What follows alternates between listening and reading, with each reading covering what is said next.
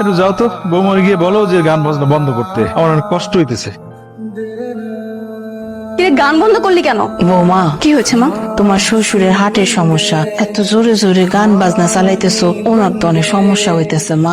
গান বাজনা একটু বন্ধ রাখা যায়? 2-3 ঘন্টা কি কানে তুলা দিয়ে রাখা যায় না? বাসার মধ্যে তোমরা এগুলো কি শুরু করছো? এটা কি ক্লাব নাকি কোনো কনসার্টের জায়গা? সাগর, আস্তে কথা বলো। দেখতেই পাচ্ছ এখানে আমার ফ্রেন্ড সার্কেল রয়েছে।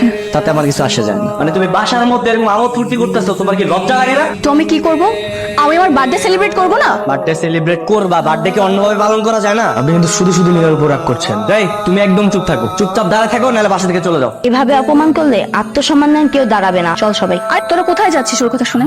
এভাবে বাড়িতে ডেকে অপমান না করলে পারতি তুমি। ওর সাথে কথা বলতেছিস কেন? আর নীলা, তুই আমাদের কল দিবি না।